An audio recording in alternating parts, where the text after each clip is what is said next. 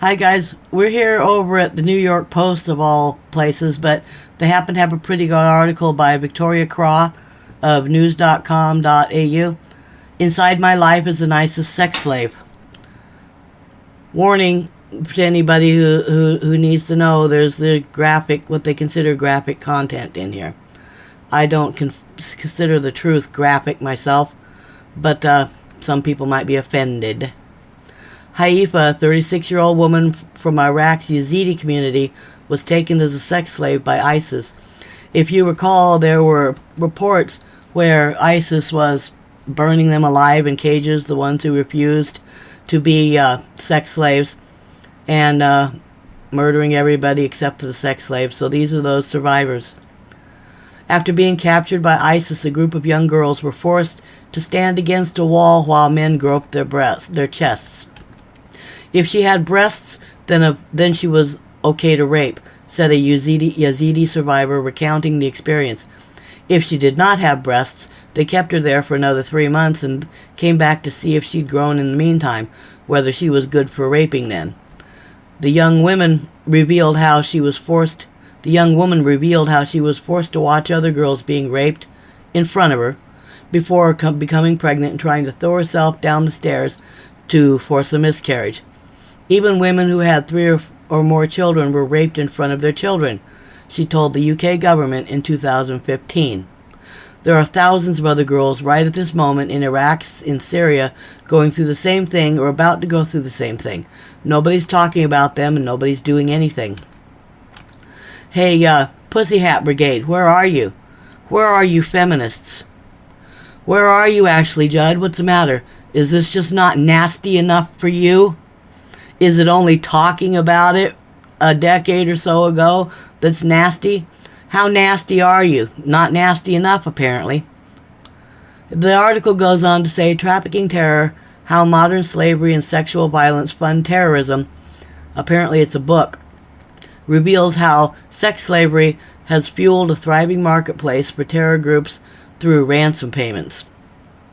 In the past year, ISIS earned between $12 million and $38 million in revenue from the disturbing trade, which also helps to cement bonds between fighters and is used as both a reward and a punishment. Terrorists use sexual violence, including rape, sexual slavery, and forced marriage to bolster recruits, galvanize fighters, and, in the case of Islamist groups, punish disbelievers, Malik writes. Again, where's the Pussy Hat Brigade? Going on, propaganda on sexual slavery serves as incentives for new recruits and foreign fighters, with the promise of wives and sex slaves acting as a pull factor. I guess something to pull in the new fighters. Religious elements are infused into sexual violence practices to skirt around the moral wrongdoings of rape. Forced inseminations, forced pregnancies, and forced conversions are a means to secure the next generation of jihadis. Again, where are you, Pussy Hat Brigade? Where are all you fake feminists? The comprehensive report shines a light on an underreported trade that occupies a murky area between sexual violence, terrorism, and trafficking, and can be complicated by the fact that those involved can be both perpetrators and victims. ISIS's treatment of sex slave is well defined within the terror group in a special department and 27-page document setting out rules for their treatment. Fighters' wages can be based on the number of children and women they own, with women reporting being bought, sold, and raped by multiple men until they were forced to run away. Malik's research also found that such groups have gained a foothold in deeply conservative and unstable societies, has helped make the promise of having a sex slave attractive to young men. Meanwhile, local laws in Syria, Nigeria, Libya, and Iraq mean women are exposed to a triple vulnerability from sexual violence, trafficking, and terror that leaves them without protection under an international law. Gee, I wonder if that might be because Saudi Arabia is actually head of the Human Rights Department up there in the UN. Who knew? We're speaking about national laws where marital rape is not recognized as rape, where to this day rapists are let off the hook if they marry their victims. Malik said, adding it also raises the question of what happens to the children born into terror groups. Well, I think that one's pretty forthcoming. They grow up to be jihadis. Or grow up to be sex slaves of jihadis. Now that these groups are losing their territory, these children have no documentation besides the documentation that's been given to them by Islamic State. These are not legitimate documents because Islamic State is not a legitimate state. Malik wants to have sexual violence prosecuted as a tactic of terrorism and an international task force established on the subject. I think the only way that's going to happen is to get rid of Saudi Arabia out of the Human Rights Department and put somebody in here who actually knows what human rights are. Because Saudi Arabia doesn't. Saudi Arabia practices these things that this article's talking about.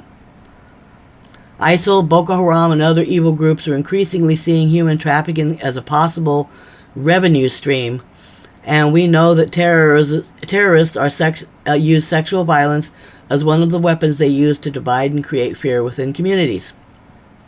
It is important that this is recognized in the interpretation of terror in our current laws, she said.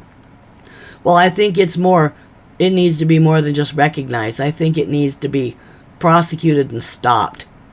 Again, where are all our pussy hat brigade? Where's Miley Cyrus? Where's Chelsea Handler? Where's the usual suspects? Where are they at on this? They probably don't know. They're over there, the ones that are over there in Hollywood. I imagine that they probably know somebody who's been the recipient of some of these sex slaves. Probably bought them from ISIS themselves. So I imagine a lot of these sex slaves coming from Muslims and states over there are ending up in Hollywood, probably ending up in our capital as well. Probably ending up in those Luciferian groups like John Podesta's. So that's why nobody's done anything about this, is because our politicians and our media and our Hollywood set are the recipients of these young women. So that's maybe where we need to stop it. They used to say that if you cut off the recipients of drugs, then there'll be no more demand.